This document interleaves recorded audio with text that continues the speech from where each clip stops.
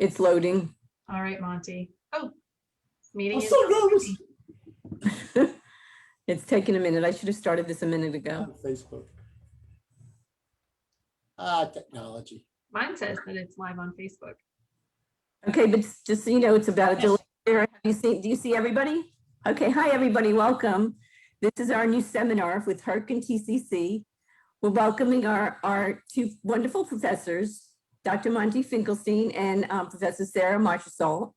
And Monty, would you like to start off, and can you hear everybody, Monty? Can you hear? I can hear everybody. Okay. I can hear everybody, and I can see everybody. Can you start off and say that what you will be covering and how you want to present as far as you're the historian? Yes. Hi, I'm Monty Finkelstein, and I'm going to be your history facilitator for this teaching seminar.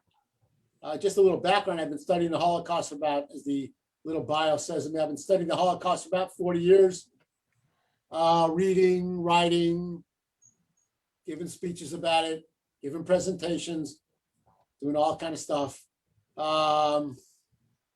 It's a very personal thing to me in some ways, which we'll talk about in the seminar. And so I'm really excited to teach and be your facilitator in this.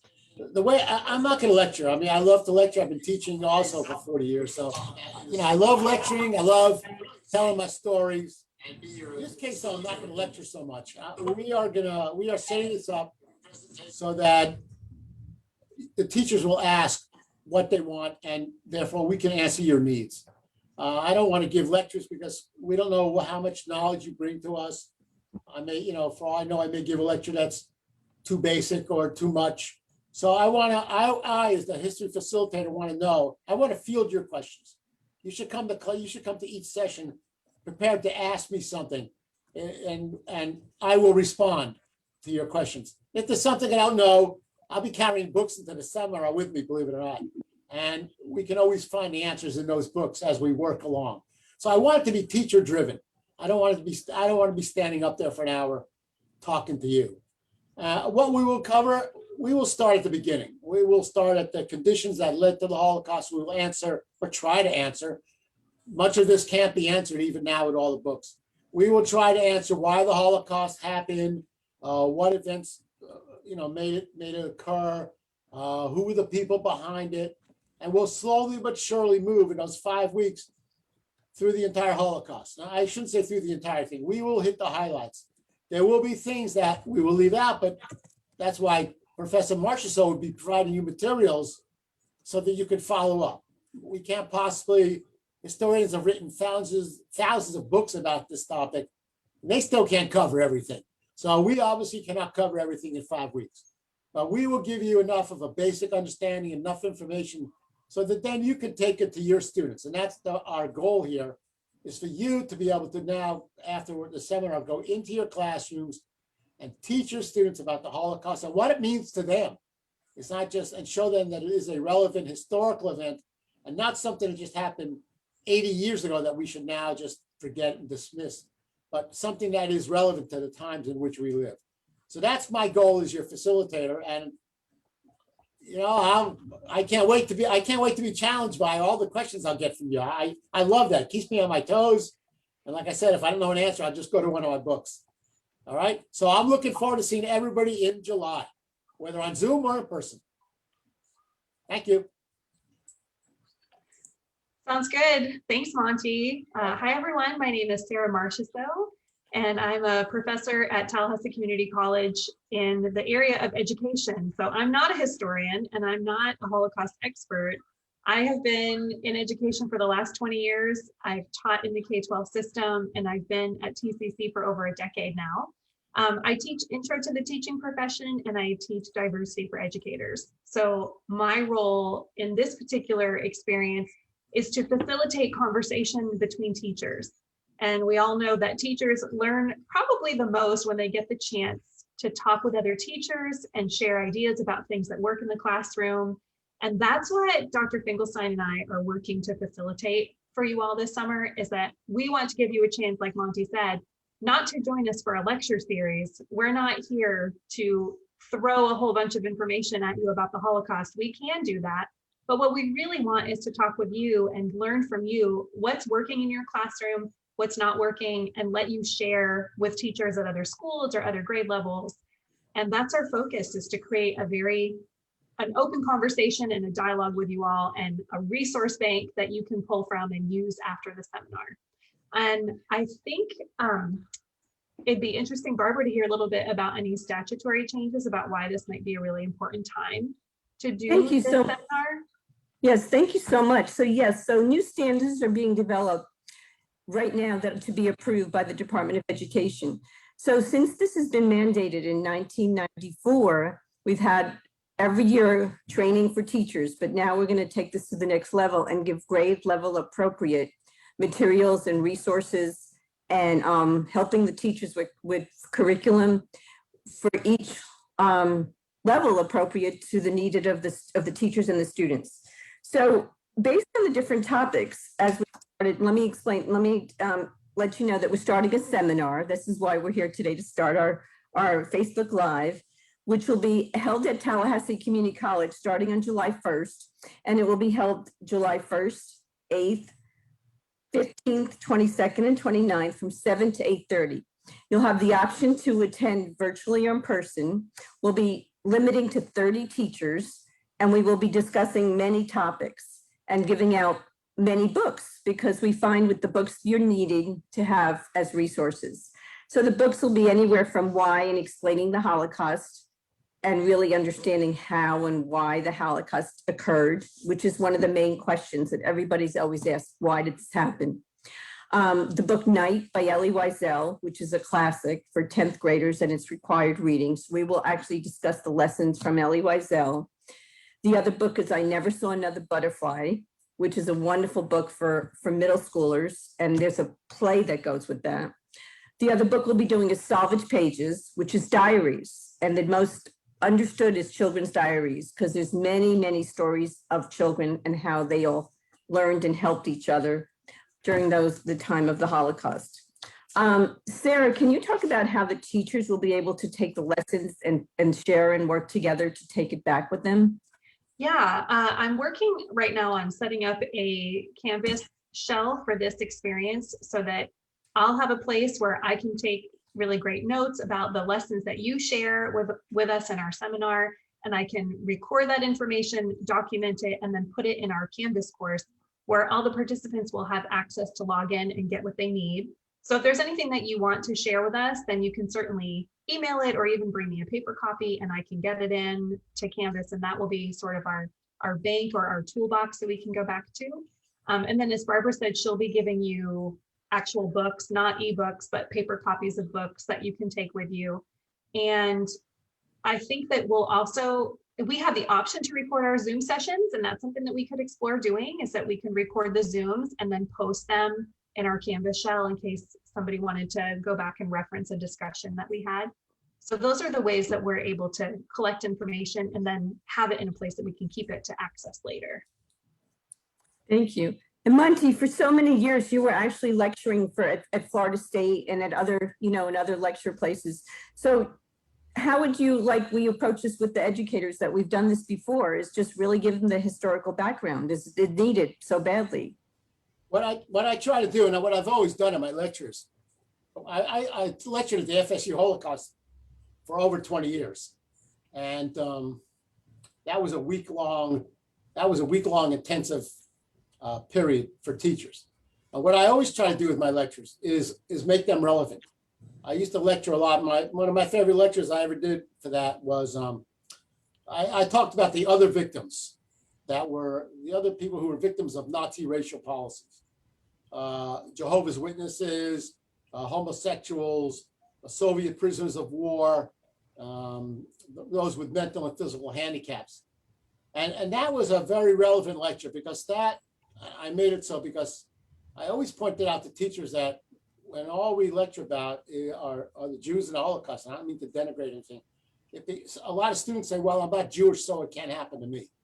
But when you lecture about the other victims of Nazi racial policies, that's an opportunity to make it relevant, because you're talking about somebody with a physical handicap. So if you have a student in your class with a physical handicap, you don't want to, pick on them, but it brings it home to them and their classmates that this person next to you, had you been living in a different time in a different place, could have been a victim. And so you make these lectures relevant. That's what I'll do in our class. Sarah will provide the materials, but I will tie them as much as possible to things that classroom teachers might be able to use in their classroom when they're teaching, in terms of not having material, but just a statement and saying, look, this happened 80 years ago, but it could happen here because, not to frighten anybody. But I think students need to learn that it wasn't just a Jewish thing, that there are victims. And why were they victims? Why were they victims? Okay, and I think it brings it home to a lot of students when a teacher says that. And it used to bring it home to the teachers too, because many of them, as many people are, they're shocked that, like I said, everybody knows about Jews and the Holocaust, but then when you start talking about the other victims of Nazi racial policies, not a lot of people know about that stuff. And so that's important to talk about. And I think that's going to be part of our course as well. I do want to talk about the other victims. So that's the way I lecture. I don't just blah, blah, blah, blah, blah, I don't just give dates. I don't just give names. That's not what I do with my class. I tell a lot of stories and I make history come alive. I make history be relevant, because so many people consider history just a dead subject, and it's not. But it depends on, making it relevant, making it understandable to people for this time in which we live. So that's what I'll do with my discussions with the teachers. Thank you, because that is so important. I think what you said is to make it relevant, because how would somebody today understand? But it's so important for Sarah can bring into the picture of discrimination and racism and how the teachers today can bring this to their classroom. And that's really where we're going to direct it more with the direction. And Sarah, can you talk about how, like, even new teachers, how we can bring this into bringing the lessons home almost? Is that something that I think I want to override, bring that as the overriding theme? Yeah, I think that, well, to build on what Monty said, the relevance of the topics is really important for bringing the lessons home, to use your words, because that's how students are going to feel a connection. And also teachers, these are really big, heavy topics that we're discussing.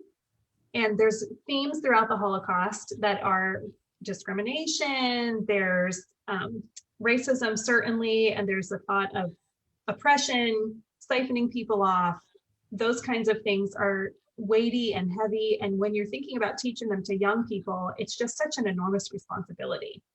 And I think that when Monty and I have been talking about what we want to do in this seminar, we just want to continually circle it back to, what do teachers want and need so that they can facilitate learning this content in their own classrooms in a way that feels safe, but that also does get the lesson home and make sure that we're making our points. I'm not a historian, so I won't claim this as absolute truth, but my hope is that, Monty, you said this was 80 years ago. I just hope that because we've continued to talk about it and because of the work we're doing now, that it continues to be that it's something that happened a long time ago and doesn't happen again. And that, I feel like, is an important part of, our personal mission and the way that we can give back to our community. And I would even expect that lots of teachers feel that way as well, that the work that we do in general is to facilitate positive social change. So I think that constantly, while we were thinking about the topics we would cover, our theme is, how can we support teachers so that they can successfully teach this content in their classrooms to their students? Keeping in mind that students they're not all 17-year-old high school seniors. There's a real challenge to teaching this to 12-year-olds or even mentioning it to 10-year-olds. So we're going to talk about those things. We do have a list of our topics, if you'd like us to sort of touch on those for a little bit. Yeah, go right ahead. But I just wanted to add, again, what you both said, that we want to make sure everybody thinks about it in the way that it'll be safe in and safe out. Yes. That we Yes. want to make sure that students and teachers feel safely coming into this subject and safely coming out of the door, because not the right thing is for students and teachers to walk out of that door and say, oh my God, this was not a good day today. But I want to come out with them learning a positive message. And that's our aim, right? So I want to mention that. And I want to build on something Sarah said for a second about teaching this so it doesn't happen again, even though it happened 80 years ago. I think that's the bottom line. That's why people like myself and others, and the others people who I know who teach this about the Holocaust, teach it. it's because we don't want it to happen again. And so, one of the lessons of the Holocaust that I always like to point home, and I'll do it in our class, is that it was a lot of ordinary people participated. And that's an important point. And I also want to drive home the fact that, Jews and others didn't just end up in the ghetto one day and the concentration camps the next day, but there's a process. And we have to be careful of the process that led to all of that. And so I think it's extremely important to teach it. So you're right, Sarah, so it doesn't happen again. Well, and that's all part of. That's why I do it. I do it. And that's all part of human behavior that we'll be doing also. Right. And the understanding of today's world, actually, and the rise in hate and the rise in anti-Semitism. But this, like Monty says, this happens, starts with words. And this doesn't happen overnight. People don't go straight to a concentration camp overnight. This happens a process. And that's what we'll be examining. But yes, I'm sorry about interrupting, but what were the topics that we were gonna, okay. Well, also on the list of what we're gonna start with topics. Go ahead. We can expect that right away, we're gonna address that question of why the Holocaust happened. And again, the framework is going to be, how do we explain to students why it happened? So we'll start with discussing that at a higher level for ourselves and taking that information and figuring out together what an appropriate way is to disseminate that to our students. And some of the things we want to highlight are the ideas of ethnicity versus race versus religion. And what a kind of a fun way to think about this is, if we kind of set up an understanding of why it happened, then how does that play out moving forward as a society? And how do we hope individual students will behave when they are young people who are making decisions in the future? Our second topic that we have is a timeline of important events that are Holocaust related. And this is a hard one. This is a hard one for us. It's a hard one for teachers who are trying to cover this in maybe just a week, because there's so many things that happen.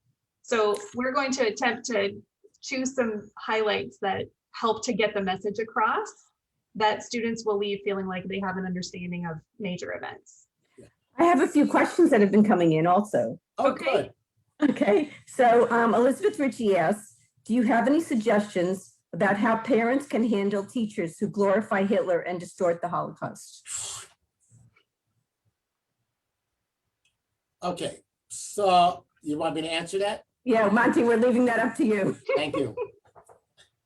I think teachers need to be educated. Those teachers need to be educated. First of all, if they're glorifying Hitler, I think their own views need to be examined. That's the first thing, because there's no glorification in Adolf Hitler. He perhaps is the most evil man in the history of the world. And I've read enough books. There's no glorifying Adolf Hitler. The problem is that people often will justify the answer by saying, well, he brought the depression to an end in Germany. He built the roads. He gave Germans a job and all this junk. But then the other part that they often leave out is that there was a cost involved in that. There was a cost in human lives. There was a cost in, Jews. Who do you think financed all these programs that Hitler had for his quote unquote non-Jewish Germans? 90% of it was financed with Jewish property, Jewish money and stuff like this as he drove them out of the country. There's no glorifying him. Okay, he was evil from top to bottom. You can't just gloss over. Those kind of people want to gloss over the Holocaust. It's really what they want to do. And they speak of him as he stopped communism. That's a myth. That he stopped communism. Well, he stopped communism. So what did you get instead?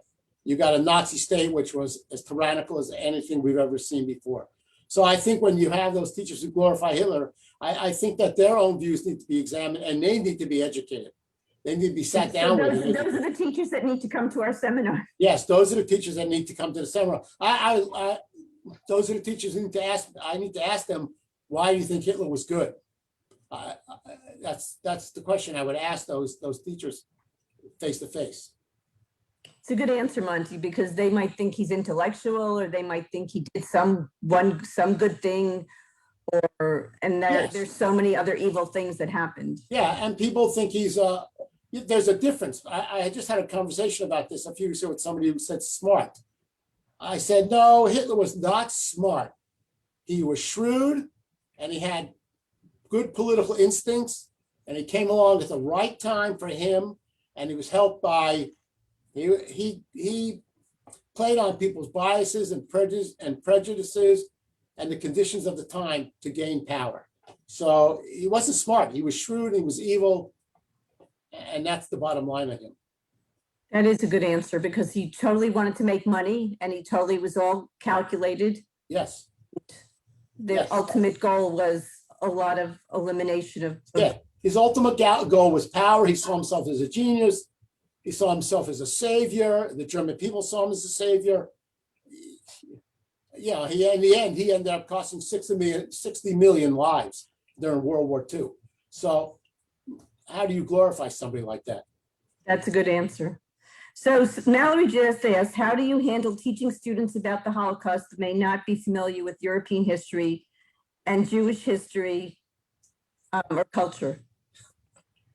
Am I supposed to do that one too?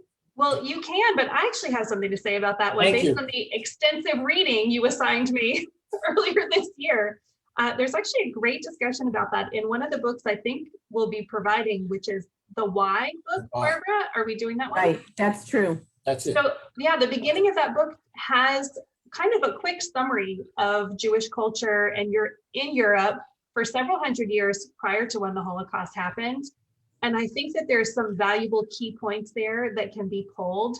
And there's different ways you could deliver that to students. You could have them search for it on their own. You could obviously do a lecture, that kind of thing, provide the resources or even an excerpt from that chapter and have them read it. But the point was that there is so much documentation out there that we can access that pulls from this deep history, that it wasn't like, it wasn't overnight, like what we were saying about concentration camps. It's that there was a long history of hatred and discrimination towards Jewish people. And it was far before Adolf Hitler came along. And like Monty said, he just maximized on it. That's a good point. So I want to share, we will be sharing at the seminar, the history of anti-Semitism, or the origins of anti-Semitism, because it does go back thousands of years. Right. That it's actually, I really want to start in our seminar to teach people not to use the word anti-Semitism, but it's actually now being called by Deborah Lipstadt, it should be called Jew hatred. That's right. Oh, I hadn't read that yet. I'm gonna write that Yeah, down. I have, I can send you work on that with you.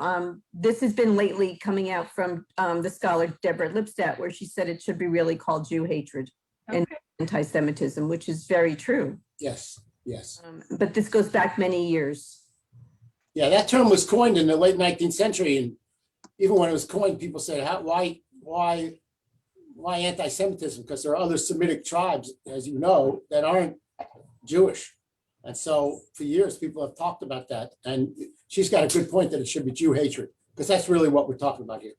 Right, right. And also the correct spelling. Yes. There's a new way of actually officially spelling that word. Yes. You know that. Yes. And we will do a lot of examination of of the root of the evil, actually, but of learning the good things from it. Many people helped people. Many people were righteous. Many people tried to save people, because even though there were evil people, there were a lot of good people to do good things that they tried. We'll talk about that, because it takes one person to make a difference in the world. And for that person to make that choice, they were putting their lives at stake as well. So that's true. You know, we have to talk about the moral choices that they made just as much as the immoral choices that camp guards made. Let's use those for example. So yes. Well, there's a lot. Another coined phrase by Dr. Michael Birnbaum is called choiceless choices. Mm-hmm. And people sometimes didn't have a choice to make a choice. But we'll be examining, getting back to our seminar, because we have about 5 minutes. We'll be looking at a lot of good books and films, and also what the right book and right film is, because there's a lot of not appropriate books and films and movies and things that should not be shown in the classroom. lot of graphics that we want to make sure are not used. The film, The Boy in the Striped Pajamas, should not be used because that's not accurate and that's really not recommended. So a lot of times I go to classrooms and the teacher says, oh, I just showed The Boy in the Striped Pajamas. And I said, oh, please, let's talk about that later. But we try to recommend the best choices, and that's what we'll be doing, because you want to have the best choices for your students.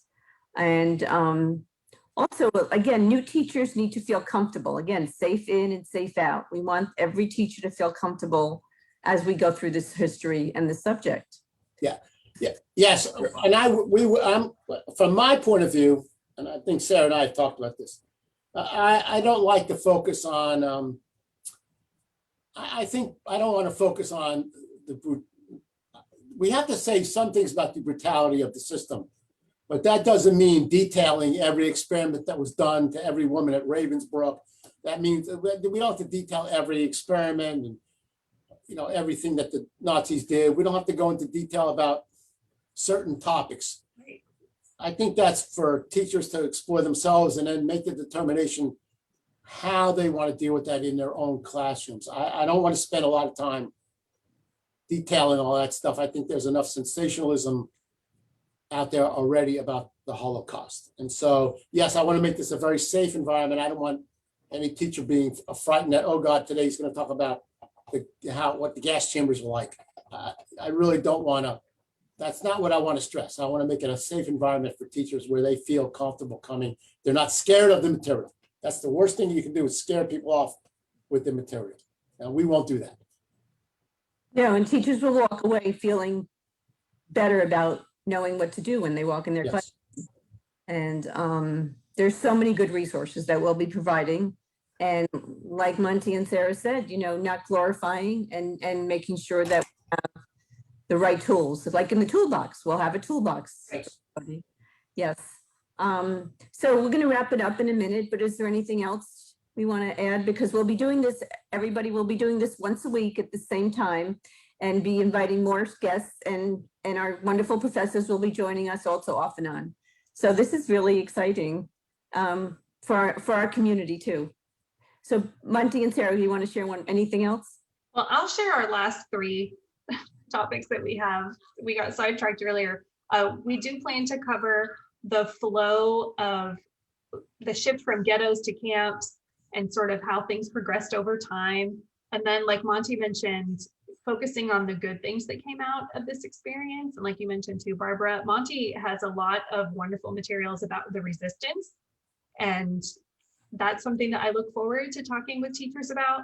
And then we'll have throughout the whole time together, and then emphasis will be on how do we take this back into our classrooms, delivering it to our students, considering what age they are and what classes you teach and things like that. So we're just excited to support you and welcome you into our community at TCC. We love having guests come and participate with us in learning opportunities. For my part, I'm just looking forward to listening to Sarah. You know, I will be learning from Sarah because, you know, to be honest, I don't do, you know, I lecture and I talk, but I've never had to gather materials to show teachers how to teach. And I'm excited about that. And I'm just looking forward to the interaction with teachers out there. And really, this is a passion of mine.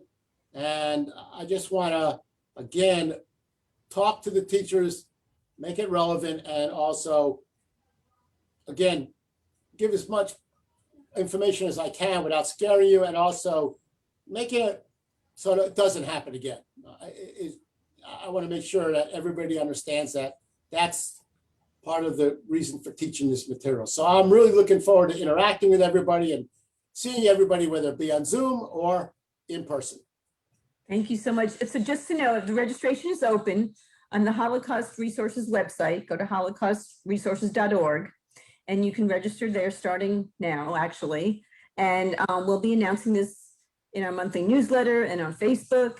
And we'll be doing this again next Thursday for the whole month.